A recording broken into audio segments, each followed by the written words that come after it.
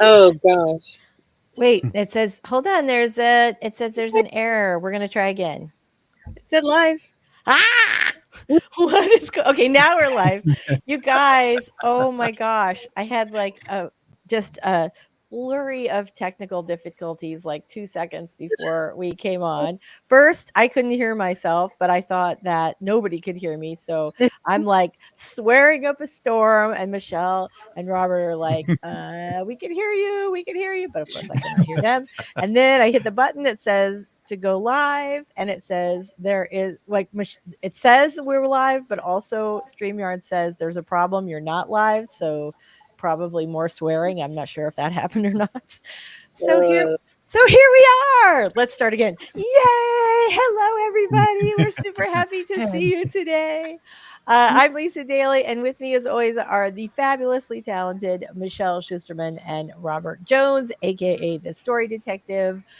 Thanks for joining us today. We're going to do a little writing. Let's get started and do some introductions before we get started with the writing. I'm going to start with you first today, Michelle. Tell us a little about you and your awesome channel. all right. I'm Michelle Schusterman. I write middle grade and young adult novels, and my channel is Writing Workshops, Traditional Publishing Chat, and Writing Blog. Thank you so much for being here today. Robert, tell us a little bit about you and your awesome channel before we get rolling today. I am Robert Jones, the story detective, the only one in all the world to quote Sherlock Holmes. And my Yes. channel, taking those various forms of storytelling and put it under my Sherlockian microscope and breaking down the craft in ways that will make your journey much easier. Nice. And just Love like that. switch that up yet again, just a little bit. I know. I love that you like tweak it just a teeny bit every time.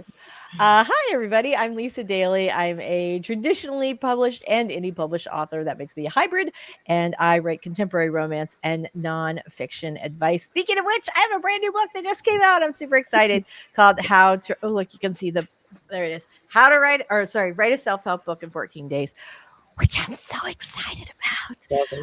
Except I just went on a trip over the weekend to pick up the baby visitor, and so my book launch was like Friday, which I think I explained to you guys why it was on such a weird day, and so I literally I just did not get all my stuff finished. So I go, well, it's a good thing it's an evergreen title because sometimes these things happen.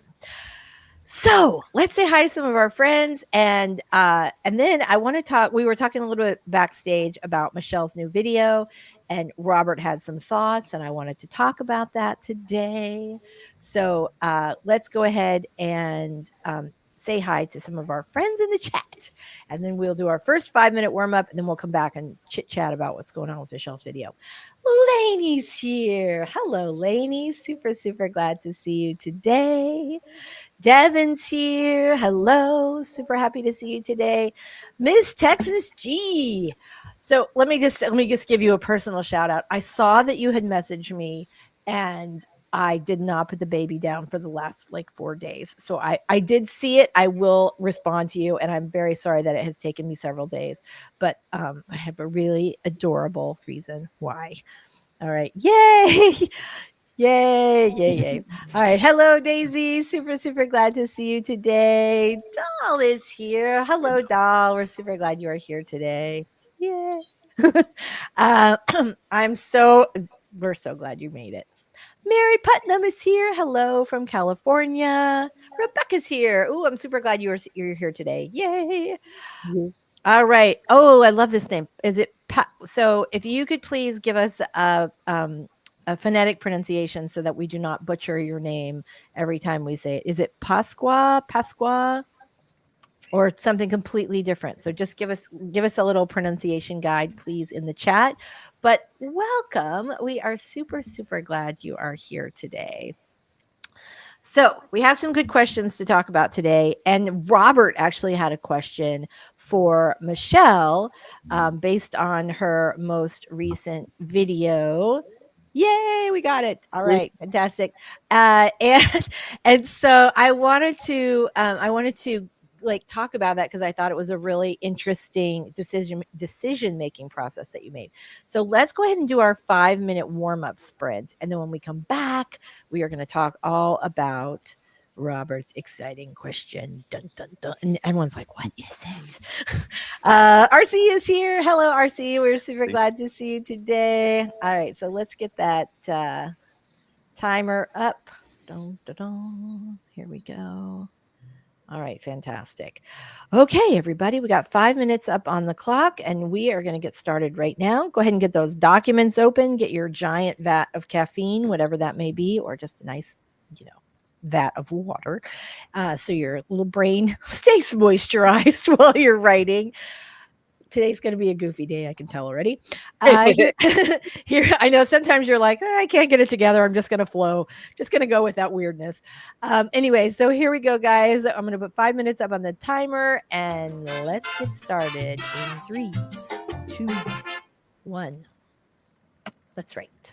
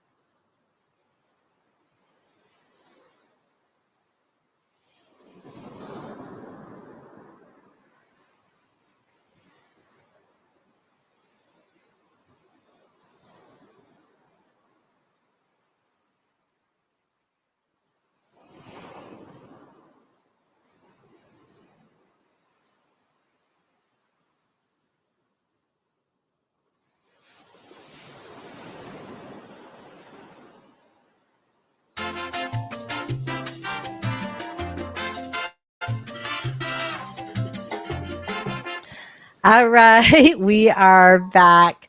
So if I look like I was doing like some form of desk exercise, it's because 2 seconds before we came on, I ran over to the other side of the house to get my big checklist of all the stuff that I need to do for my lunch, and I realized just now I have no idea what I just did with. I literally brought it over here and it's completely disappeared. So I was like looking up, down. So if you were just watching from home and you had no idea what I was doing, you might think I was doing like some sort of just trying to stay in shape here at the desk.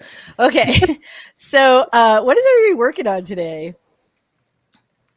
I'm working on editing my novel, getting into that final mile to the finish. I love that part because it's done. You just, all you're doing is just making it better. Yeah. I love the wordsmithy part. That's my absolute favorite. Yeah. How about you, Michelle? What are you working on today? I have a book coach client who has a notes from her editor, and I am going through them and helping her organize how she's going to tackle it because it's a big one. Yeah. All right. Well, that's great. That's fantastic. I will be working on my checklist if I am able to find it. If I cannot find it, I will just have to print a new one and recheck off all the things I've done, which maybe that would be fun. Maybe that would make me feel like I have had a little, not that I'm late, that I've just got some momentum. Maybe I'll do that. Because the other one, I'm pretty, it came with me on the plane. It got all folded up and wadded up and all that stuff. Maybe a new one is the way to go. Okay.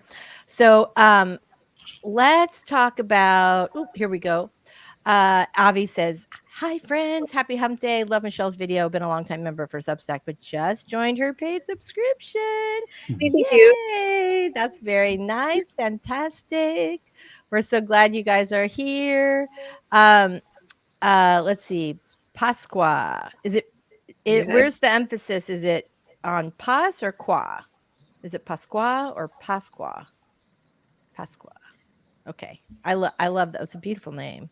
Let's see. Here we go. Okay. The video about books sold versus agents not wanting the next book. Yes. Okay. So that's the video. If you have not seen it yet, perhaps Michelle could drop a link in the chat, and then we'll get rolling on that. While you're doing that, Robert, why don't you tell everybody what your question was for Michelle this morning, so that everybody's on the same page.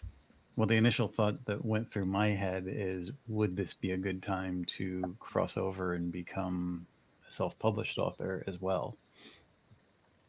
So do a little hybrid for Michelle. Hybrid thing, yeah. Yeah. So Michelle, will you give us like just sort of a quick overview about what the video was about, so we can, before people, for anybody who hasn't seen it yet? Easy. Okay. So my last 4 books that have come out in the last 3 years have sold a combined total of almost 500,000 copies, which is awesome. That's huge. Wait, hold on. I think before we go anywhere, I think it's coming, but we have to do it. That's awesome. 500,000 copies. That's huge. Okay. Right. So I have been on submission with another very similar middle grade book since October. And we did have my sales figures for the previous books in my submission, so agents would know what they were. And everybody's passed. Like, I think the submission is pretty much over because everybody else, like, there's a bunch of non-responders my agent has nudged a bunch of times, and they're just, like, ghosting, apparently. Right. So that was the reason I made the video, is because the title is like, I sold 500,000 books and my publishers don't want the next one. But it was really to show how context matters, because there was this piece that went viral last week about how people don't read books anymore, which is of course BS. Yes. And it's because these little factoids came out about the Department of Justice Penguin Random House trial, and people, while they are shocking, they're also taken wildly out of context. And once you have some context, they're either like straight up not true, or they just make a little more sense and it's not as alarmist as we think. And in my case, the context is that my sales, first of all, were not hardcover sales. They were paperback sales, and they were super cheap paperback sales because most of them came from the Scholastic Clubs and Fairs, which produces books at an exceptionally low cost so families can buy more of them for their kids. So like the net profit to the publisher was not the same as if I had sold 500,000 copies of hardcovers, which is what title kind of, which is what people think when they see the title. So Right. there's also the context that while of course a sale is a sale and a reader is a reader, the fact that most of my sales come from clubs and fairs and not from trade, not from bookstores, is a piece that publishers would have to keep in mind when they're deciding whether or not to acquire my next book, and also how much of an advance to offer me. It is different. It's just a different piece of the puzzle. Right. So we should show that context. And as far as why I'm not self-publishing that particular book, one, again, my success is because of my books being in schools. And I don't know how to get a self-published middle grade novel in schools. Like on that level, there's no way I wouldn't be able to do it. And my previous sales wouldn't matter. And number two, that book has a partial graphic novel format. Like a huge chunk of the story, I wrote graphic novel script instead of prose for. So if I were going to self-publish it, in addition to the cost of like hiring a cover, blah, blah, blah, all that stuff, I would also have to hire an illustrator to do a huge chunk of work. And frankly, I don't have the funds for that. And that is like, so, I mean, hiring an illustrator it is really, really pricey, because you're not just talking about the cover illustration, which can be pricey itself, but you're right for the entire book. As it should be. Illustrators should charge for their amazing work. Absolutely. Yeah. Yeah. but it is a massive factor to take on. Publishers often have, illustrators in house, or they'll have illustrators that they, work with on a regular basis, and they have the resources to sort of float that, knowing what the book sales are going to be later.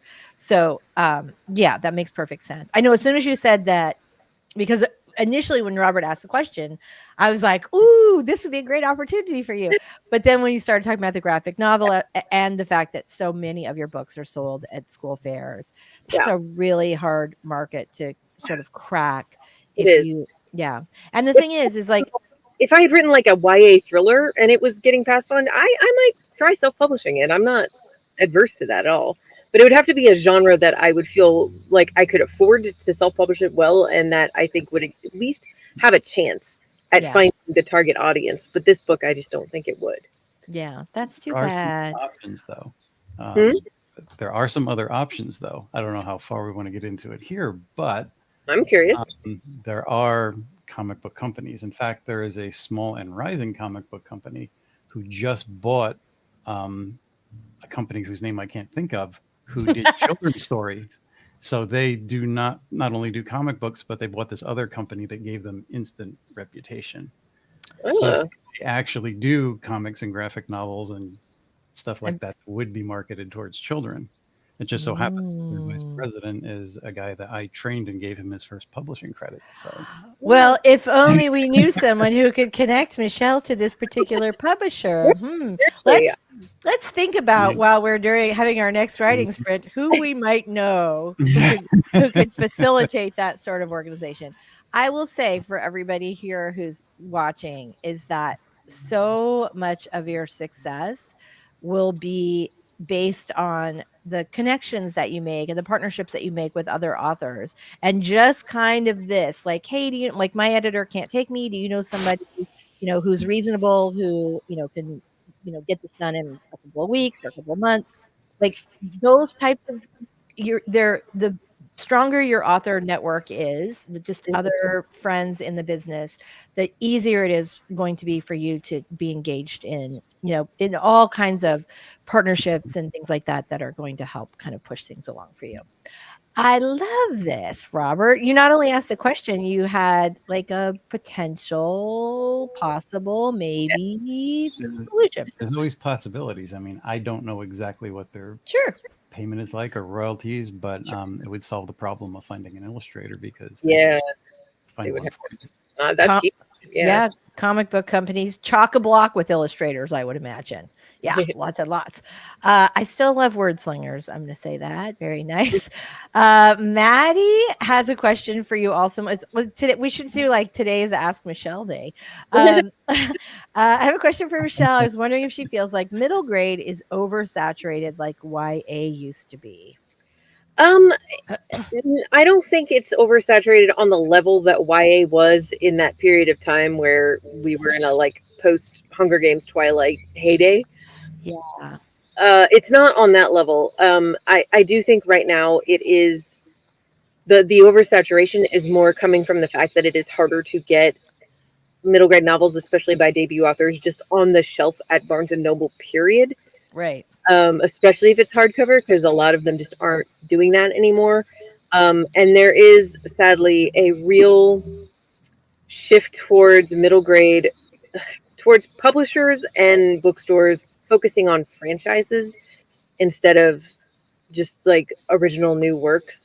Like here's a great example. I was on submission to one editor at an imprint at a big house.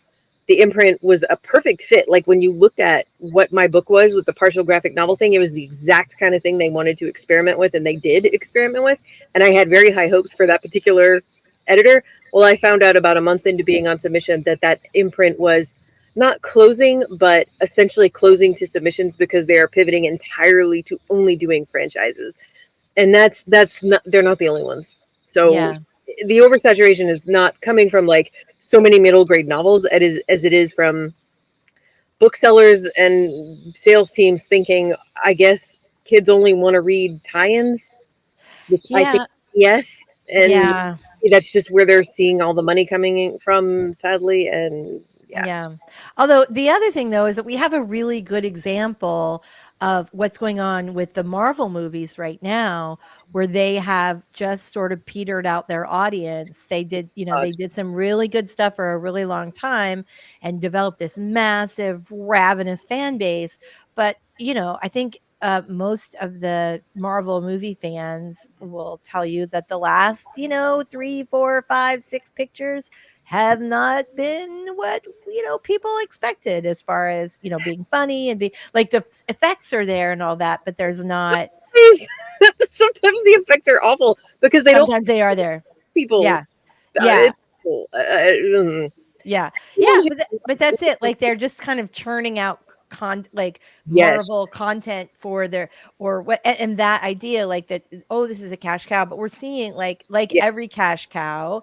There's a bell curve to it. Yes. And Marvel, unless they do something dramatic to stop that downward shift, and there are still people that will, that will go, but it used to be like your entire family would go. Well, here's the thing. There's so much content from them now that it's hard to keep up, and it takes away the specialness of it being an event, like you said, where everyone would go, like, let's all go see Endgame together. That was like a huge deal. Right. Now it's just like, God, there's another show. I hadn't even heard about it. Like Disney Plus has a million Marvel tie-in shows. Right. I thought that was when it first started. Like I thought what was the one with the Scarlet Witch one? I thought that WandaVision. Yeah. WandaVision. I thought that was so clever and so well, right? Cool. It was so clever and so well done. Yeah. But the later ones, not it just eventually like the effort just wasn't there. And I do think like there was something about there being kind of too much of it. As much as we enjoyed WandaVision, and then there was the one with Hawkeye. Like I just remember there was like Captain America the musical, which was very like funny visual of the anyway. But like that. Those shows like were fun, and that was like a fun sort of little interim thing, but it also kind of felt like, oh, we just saw like 9 other things. So I totally get that. So a big mistake is they took their major characters and major storylines and they did them first, and then either due to contracts with the actors or God only knows why, they killed off their major characters, and then they're left with secondary characters and secondary storylines that they need to put before the public and hope to make something of it. And when they're not as strong as the first ones to begin with, right, you've got several hurdles to overcome before you're going to reach that success again. Yeah, absolutely. I want to keep talking about this because I really want to talk about the idea of oversaturation in a specific subgenre and how, and in some ways in which that happens, but also strategies for you as an author if you are writing in that type of subgenre, because a lot of times people go like, oh, I just got to middle grade and I love it, and now it's all like, now it's over. So let's talk about right, it's never over. So let's talk about that when we get back. But it's 11:26 Eastern time, so we want to make sure that we get some writing in today, even though I could have this conversation all day long because there are so many good places it can go. So we'll talk more about it and answer some more questions when we come back. Let's do a sprint, everybody. So let us know, first of all, in the chat what you are going to be working on today. I can't remember if I answered. Oh, I did answer. I'm going to track down my checklist and see what I have left to do and start knocking some of that stuff off. So let us know in the chat what you will be working on today. And we're going to get started with 20 minutes on the clock. Here we go. Starting in 3, 2, 1. Let's cha-cha.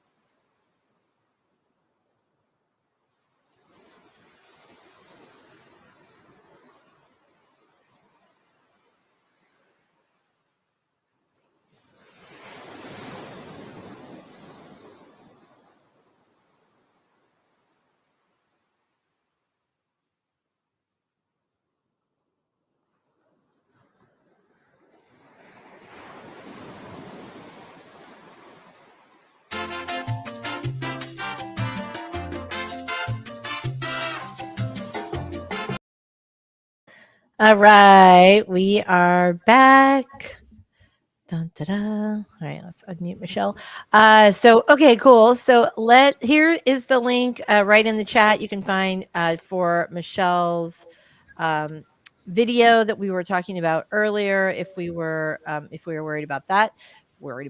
If you wanted to check out that video, I'm sorry, my brain, right? And then I asked everybody what they were working on today. Doll says, just made coffee, working on some scripts for future videos. Yay.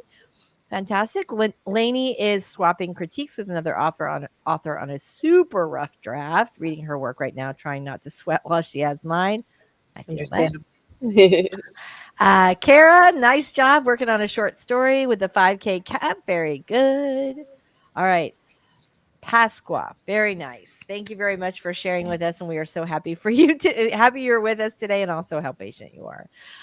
Doll says, note on the connections, you don't have to be on social media all the time to have writer connections. Yep, that's true. You don't have to be on social media at all. It's just important to make friends in the industry. And especially it's important to make friends who are, some friends who have more experience than you do, but also some friends who are sort of on the same path that you are around the same time, because you'll all be growing your careers together. Fingers crossed. Coffee Creek Connect says, hi, can't stay working on revisions, listening in while I take a break. Thank you so much. We're so glad you're here today. But didn't they just kill about everybody in the end game? Yeah. Yeah. That's the whole thing. So iconic. So Iconic's here. Wish I could join, but I'm at work. Educator here, former days of school. Yay! Good job. It's already that time of year. Jeez. It's so true. Maddie's been wanting to publish some middle grade, so I'm all for that conversation. I think it can be done. I mean, that's the thing is I think if you're thinking about publishing middle grade and you're not in a situation where, I mean, definitely for school age books, those Scholastic book fairs are like shooting fish in a barrel. I mean, you got every school and the kids like literally take their little, whatever their money to the, that my kids used to love those things. Love, love, love. So yeah, I can see that's definitely something. I did want to talk about something that we had sort of touched on before that we didn't really delve into. And that is this idea about whether or not or what to do if like the thing that you write in is oversaturated. And if you so one thing that happens in publishing in particular is that something breaks out and starts selling well, or a couple books in a certain subgenre start selling well. What will happen is a bunch of other authors will go cha-ching, cha-ching, and everybody will like lemmings over here, and then suddenly there's a ton. And this happened to Chick Lit back in the day. It was a thing. It became very popular. And then what happened was a lot of publishers were like, ooh, everybody wants Chick Lit, so we'll just slap some pastel covers with feet on them onto our regular romance books. And Chick Lit was different. Like the characters were also focused on their careers in addition to just romance. So it was like Chick Lit was often characterized as straight romance, but it was more nuanced than that. Yeah. But what happened was then all of a sudden, like 2006, 7, 8, all of a sudden YA in particular, or Chick Lit in particular, is crazy oversaturated. Now publishers don't want to buy it. Of course, all these authors have been working on stuff. So what do? They tweak those stories and make them YA. And I know a ton of Chick Lit authors who then rushed right into YA because that was what was selling in that sort of heyday right there around 2008 with Twilight, The Hunger Games, and all that. So then we started seeing kind of more of that. So I think that I know this is something, this cyclical nature of publishing happens all the time. And like for me, I remember when you could not sell a vampire novel to publishers. Yeah. They would literally say on their submission requirements, no vampires, no werewolves, no blah, blah, blah. They just didn't want it. And then all of a sudden Twilight was massive, and there were all these and that sort of lifted the tide for all these other vampire books. But Charlene Harris, who wrote vampire books, who you would know because True Blood was based on her stuff. She had written vampire books and continued to write them even when they were not favorable. And I think there's an old baseball expression, hit them where they ain't, but basically meaning like when you hit the ball out into the outfield, do you want to hit it where there are not people there who will get it and, get you out? And so I think there's some benefit to that. Yes, when I was shocked at how many people just bought my hockey romance book because they love hockey romance and they were like, "Oh, that's it. Like, I want that. I like that kind of book." And that was like the first time where I was like in when I was in a subgenre that was hitting at the same time it was hitting, not after or before. And so there is something to that. But also, if you love middle grade and you're worried like, oh, it's oversaturated, you can do two things. You can either try to write to market like everybody else, or you can just stay your path and write those books that you love and find your audience. And then when it comes back around and middle grade is the place to be again, there you are with a massive backlist. So now I have said my 2 cents. Let's say hi to some of our commenters. There we go. So let's see where we go. Dun, dun, dun. Where did we do? So here was Michelle's video. And okay, Maddie says, I'm wanting to self-publish some middle grade. So I already got that. So I'm all for that conversation. Miss Texas G working on the last 2 chapters of her rom-com. Yay. Fantastic. Coffee's getting back to work. But what instantly makes you DNF a book? For anybody who's not familiar, DNF means did not finish. You'll see that littered all over Goodreads. Well, really bad writing will always make me DNF. Yeah. And I am I'll generally give it, a little bit of a chance. But if you have not hooked me in by like the 2nd chapter, I'm just done. Life is too short. I will say my my friend Lisa McLeod and I were both were asked by a former Publishers Weekly writer if we would read and potentially blurb her novel, which was semi-autobiographical. And it was about dating again, as she'd been married for a long time and she became single, and then she was dating again and dating a younger man, and felt some discomfort about this age gap thing. And we both started it. Lisa and I both started at the same time. And I DNF'd that thing about, I don't know. I mean, I gave it, she was a PW writer, so I gave it more time than I would have. I probably read like 7 or 8 chapters. But Lisa finished the thing. And the whole time she's like, this is awful. This is so terrible. This is so awful. And she was not hate reading it. She just is one of those people that feels obligated to finish a book. Yeah. Right. And I was like, nope, it was terrible. I actually gave it more of a chance than I would have normally, just because of, because I liked the person who had written it, but I just could not finish it. And I definitely could not blurb it. So yeah, I don't like the DNF books either, but there was one recently that I just couldn't finish because it was driving me crazy. Yeah. It was a self-help book, and you could tell that the guy did his research on his subject because there was interesting technical points. Got to how this is going to affect your life. It was the same thing that I read in so many other books. And here again, it's be different. Do your take on it. Hit it where people are going. Yeah. Right. Like I just can't listen to this guy try to be the cheerleader on stuff that's done like dozens of times, and I just said no, I got to be done. Right. That's it. I mean, we only have so much time in our lives, and there are so many good books out there that I would rather spend my time wasting. I'd rather spend my time reading one of those. I totally feel that. It is. I find that I'm more like I used to give nonfiction and self-help in general more of a pass, because a lot of times people who know how to do things can write self-help books that are really useful to us as people that are not particularly well written. And I think there's a lower bar writing wise for nonfiction than there is for fiction. But I do find that now I am more particular. Like I used to be more forgiving, and then now I'm kind of like I'll just be silent. I'll still read it, but I'll be like silently editing in my head, or sometimes loudly to the horror geek because he also is. Hello, Green Frog. We are super happy to see you today. Lysandra's here. Hello, happy Wednesday to you. All right, Green Frog writing a novel that I've been holding for 7 years now. Wait, it's 8 year. Wow. There's going to be interaction. Yes, here we are. Okay, so tell us about this book that you have been writing, and is it fiction or nonfiction? And let us know a little bit. And I want to know, why haven't you published it or sent it out if you've been working on it for 8 years? Time to go. Sometimes you just start making it worse.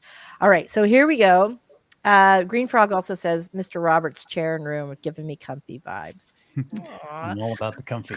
Yeah, you are. I know, if you guys check out Robert's Instagram, he's had like a couple pictures lately of his, like, just sort of his little writing space. So like this comfy couch, which looks like your couch looks like it's really soft. It looks like it's like covered It in like velvet or corduroy, like some sort of like snuggly type of fabric. So yeah, if you need more comfy writer vibes, head on over to Robert's Instagram. When I first started out, I thought, be Spartan. I just had my desk, like a dresser that I kept supplies in, and Uh-huh. nothing for distractions. And then after I did that for a while, I'm like, yeah, I need some comfort. Yeah, well, and there is something, like, I love my little office. I think like there's something cozy about it. And I think there is something. Now, that said, some people will use like decorating their office as an excuse to procrastinate for writing. You do not need the perfect writing shoes or the perfect writing outfit or No, the you don't. perfect writing anything. You can definitely write anywhere.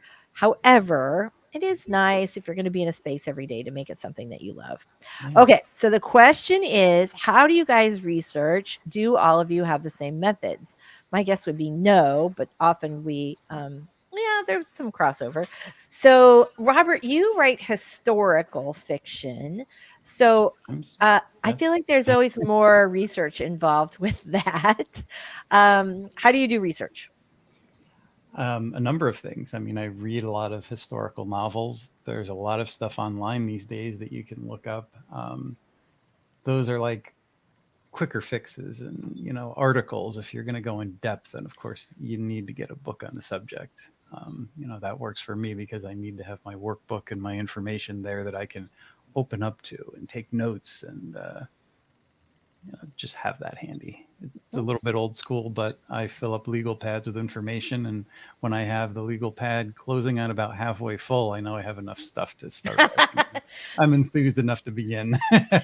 It's so funny that you say that, because I can totally picture you in your comfy office with your stuff all around you and your one of your fabulous keyboards. Because if you guys don't know Robert, he is like a keyboard aficionado, and there you go, and the legal pad and all that. I can totally see that. Michelle, how about you? How do you do research? It really depends on the project. Like in the past, the last time I wrote historical fiction was a ghostwriting project, and the client who hired me actually mailed me a couple of books for research. And so what I did in that case was I read the books and I created a Google Doc to share between us, and organized it with the chapters on the side, and just like, here's notes on the character, here's notes on the setting here, and just kept pulling, reading. And, I love the idea of doing it on a notepad, but my handwriting is so garbage. Even if that had just been a book for me, I think I use either Scrivener if it's my project, or Google Docs if I'm sharing it with someone, and try to just like pull everything that I think is relevant and organize it generally in terms of relevant to the characters, relevant to the plot, the setting. That's it. Yeah, that's how I started. No, I think that's great.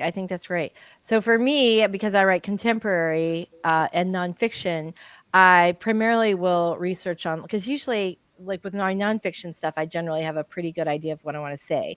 But I will do online research if I'm looking for a stat on something, like so many, 84% of Americans want to write a book or something like that.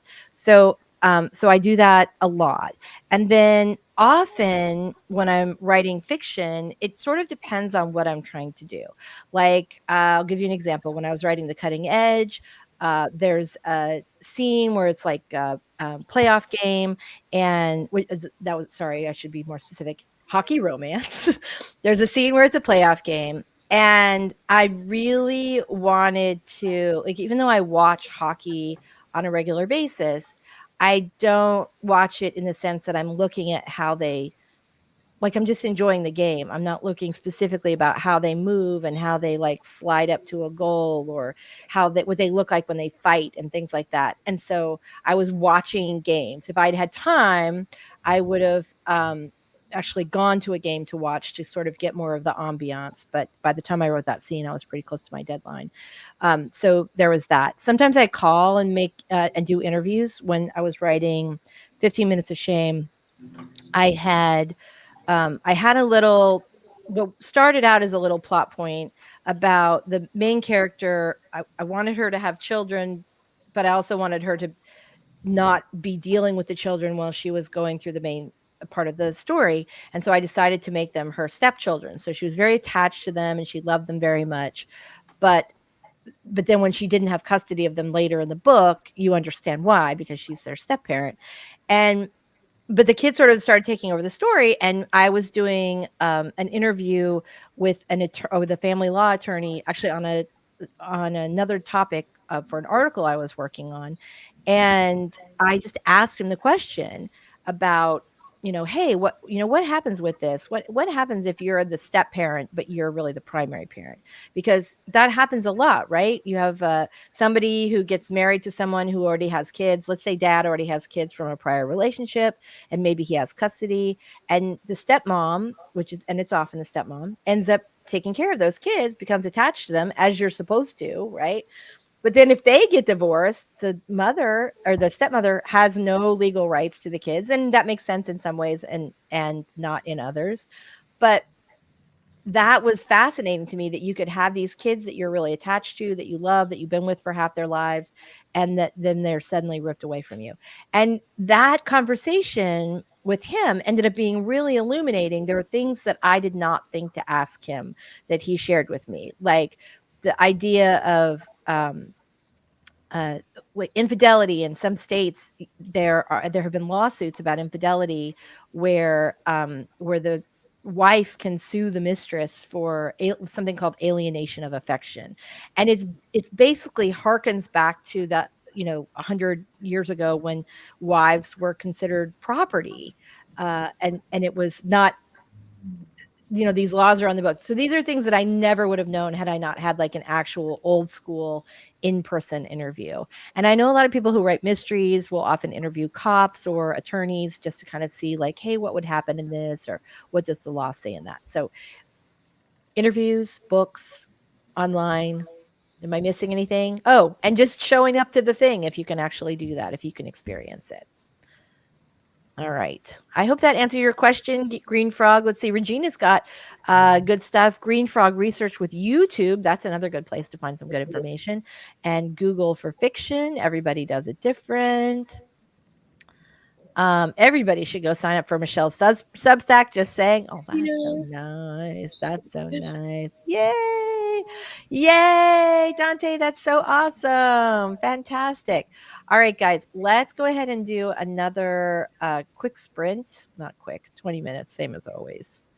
But let's go ahead and get started on that, because we want to make sure that we are getting, hold on, I somehow morphed into the exciting fireplace thing, and that's not for us. We don't want fireplaces. We want the beach. All right, here we go. Okay, everybody, let's get ready. We got 20 minutes up on the clock, and we are going to do another 20-minute writing sprint. Get those little fingers all stretched out. You can do this. Let's hit it. Starting in 3, 2, 1. Let's cha-cha.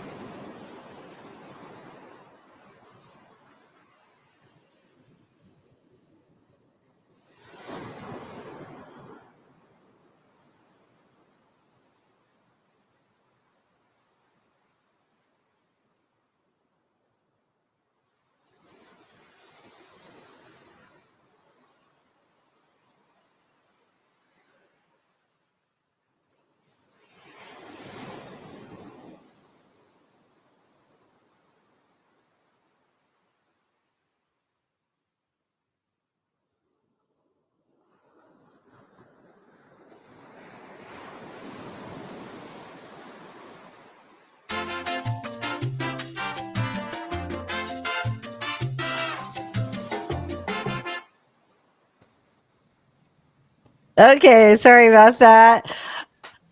I was like just pasting something in. So, all right, how did everybody do on that last sprint? Yeah. Getting there. Somebody had asked me if I was if I'd gotten a new webcam. I think it was CO Savvy. But she'd asked if I'd gotten a new webcam because I was super pale. And my challenge is that it's super dark here today. There's actually been a tornado warning. I should have mentioned that at the beginning of the stream. If I disappear or we start having the stream from under my desk, that is why. But we had a tornado warning in the area earlier, and it's kind of dark and yucky outside.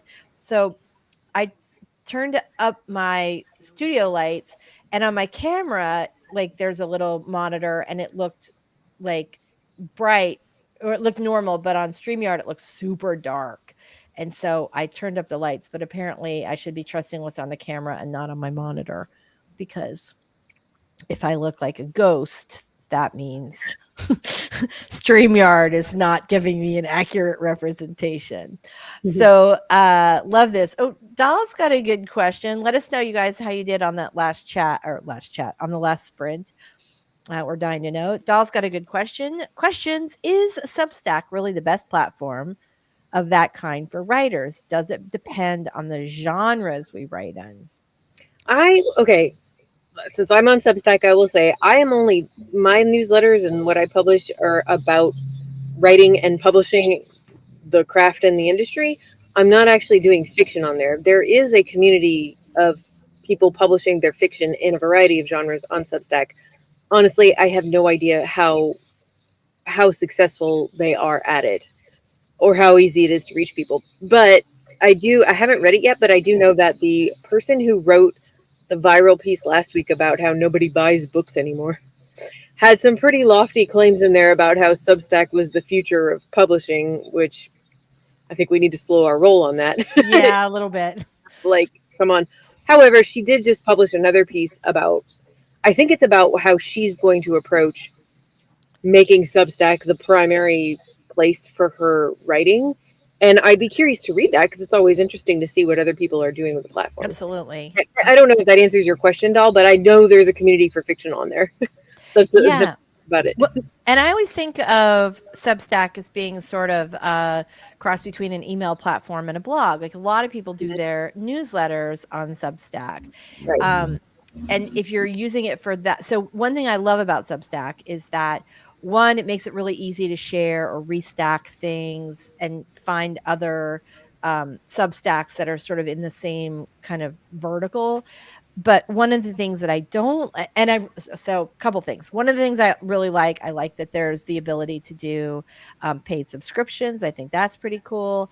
I love how easy the platform is. I love that you're sending it to someone's email, but like people can comment on it almost like it's a blog, like it's 2007 or something, and it's right. So I love that part of it. What I don't love is that for writer or for readers, like to bring people into your mailing list, that it's really helpful to have those sort of automations where someone maybe picks up the freebie that you're giving away, and then you sort of send them like a series of emails to kind of introduce them to you and your other works and that type of thing.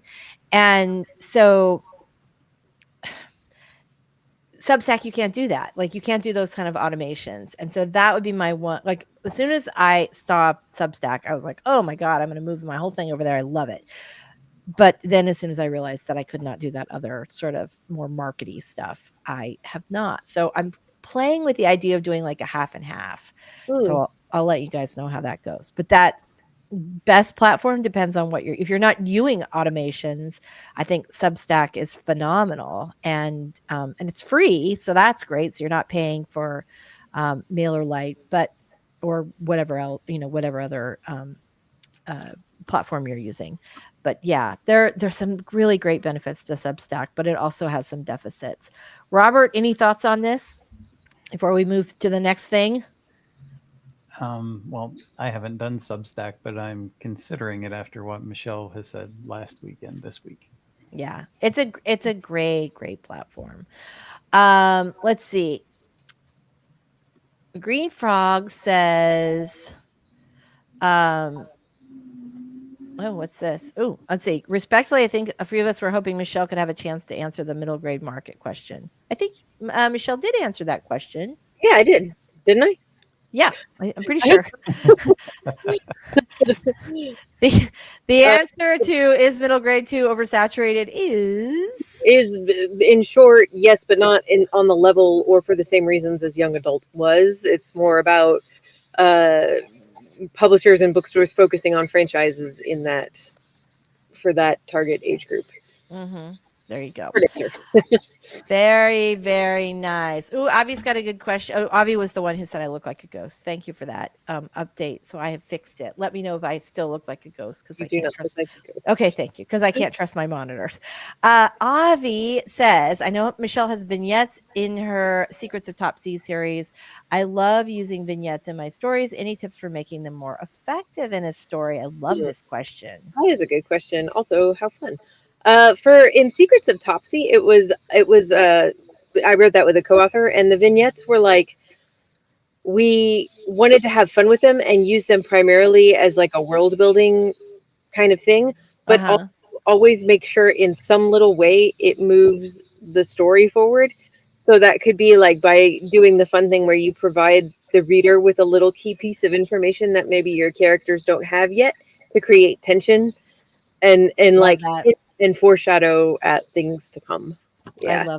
love that. Yeah, I love the idea of using it as a way to drop in a little Yeah. piece of a little goodie that the characters don't have, but the reader gets because then they feel like, ooh, look what I do. So Exactly. I love that. Anytime you can help the reader feel like they're in on the secret is always a good thing. Let's see. Laura says, I'm gonna handwrite this first draft. So excited. My handwriting is great, but my spelling is atrocious. That's okay, because eventually you're gonna have to put it into some sort of, electronic document. It'll get And yep, and spell check is great then. So it's funny though, often people think, and I'm not saying Laura thinks this, but often people think that spelling is connected to being a good writing, and those are two completely different skills. There are plenty of fantastic writers who cannot spell for crap, and that is okay. If you're one of those people, it's totally cool. That's what spell check is invented for. Let's see. Laura says my family was cursed. Someone would get the flu every time we went to a hockey game. Love that. That's very funny. Oh, and Regina does not need to attend hockey games to catch the flu every time it's around. Green Frog, we are super excited that you are going to work on your book this year. Very, very nice. Let's see what we've got here. Green Frog says, I feel extremely awkward to consider myself a writer when I have done nothing. Well, it sounds to me like you plotted a whole book. You're just getting to the writing part. What do you guys think? Let's take a vote. Who thinks Green Frog's a writer? I do. Okay, so that's it. It's official. You have now been deemed a writer. Congratulations. It's the greatest job in the world. Okay. Let's move on. Let's see. There you go. John Stevenson's here. Hello. Green Frog, it makes you a writer, just not an author yet. But we know that's coming. Very, very nice. Terrific. All right, so sorry, I'm going. Miss Texas G says I was not able to see Michelle's link. I will. Sometimes that happens because we all broadcast at the same time, so I'll go back through and grab it and repost it. So hopefully, everybody will get it. Imaginary editor protest. You know what? Ignore that imaginary editor at least all the way through your first draft. Okay. All right. Sandaru's here. Hello. We are super glad you made it today. My debut we have a lot of MG classes or MG questions today. That's good. I love it when we have a little theme going. My debut novel is a middle grade detective series. It cannot survive as a standalone, even if each story is a standalone. I was told that I should not query to agents this as a series. It doesn't survive as it's a middle grade detective series. Well, okay, here's something that this comes up a lot, and people get very upset when they feel like they can't say it's a series. You don't have to say it's a series or a standalone. That's true. Here's the real test. This is what editors and agents actually care about. are you ending this book on a complete and total cliffhanger, or are you finishing the story and setting up another one? There's a huge difference. There The is a huge. first one is going to get rejected. The second one they'll consider. Yeah. Well, not only consider like that. Well, in even and this is not to say you can't end a book on a with a cliffhanger. You Mm. just have to resolve the primary story. Exactly. You have to have a full story arc in each book. Right. So there can be things, there can be threads that are unresolved that you're going to answer in future books.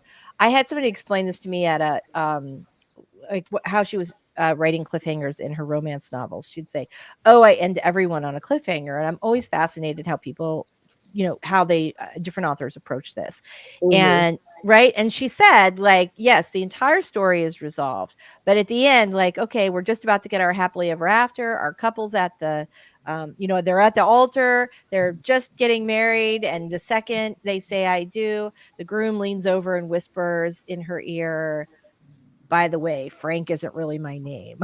Like, that's a cliffhanger, right? I was like, oh, I want to say, now I need to read the second book. What?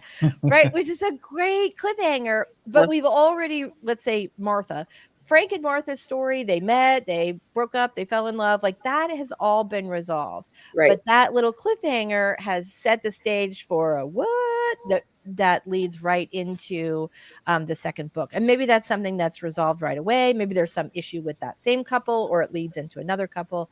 But you have to resolve, in order for it to be a book, you have to resolve that story. Otherwise, it's just parts of the same story, if that makes sense. That makes sense. Yeah. And even Yeah. when I think about, like, I guess it was just the film. I was thinking that last Harry Potter book the film was in two parts, but the book itself actually was not. So never mind. Right. I'm sure there are books that are in two parts. There must be, but I wouldn't do it. I think it pisses off readers. They deserve to have the full story in the book. Let's see. I've heard the same thing. If you pitch it to an agent as a series, then they worry it doesn't have a proper standalone ending, and might not want to ask for the whole manuscript. Yeah, I think generally speaking, like when I think about debut authors talking to agents and or editors about when they're planning a series, that you pitch it as pitch the book as like a full story, but then you say this has serious potential, or I see this as the first book in a XX series. Right. That's a good way to approach that. I think potential is the key word to use if you're going to talk about it at all. But again, you don't have to say anything in your query. You just say this is a novel, because it is. Yeah, that's exactly right. And the other thing is, a lot of publishers are looking for series. In fact, there are some publishers, especially mid-sized publishers, that only want to publish series because it's easier to build an audience instead of one book at a time. Yep. Tess is here. Hello. Okay. So glad to see you. All right. John says, Green Frog, you're an amphibian after my own heart. Love that. Very nice. All right, you guys, it's 20 till, so we have time for one more sprint. Let's make it happen. Oh, I did it again. Hold on.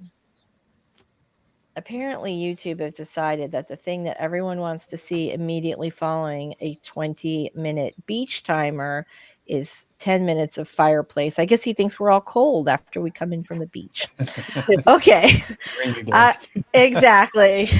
All right, everyone. Today is kind of like, yesterday was like mid-80s here, and today it's still humid as crap, but yeah. All right, everybody, here we go. We're going to get started on our final sprint of the day in 3, 2, 1. Let's write.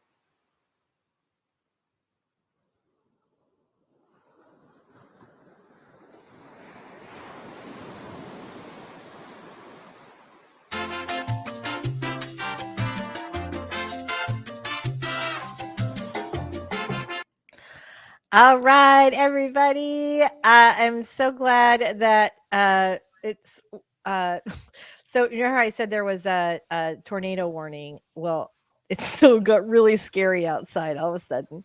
So No, no, it's okay. It's just like thunder and lightning. I think we'll be all right, but we have like a big like stucco house, so and we'll be fine. But it was one of those things where I was like, "Ooh, the weather just got scary in like 2 seconds." So yeah.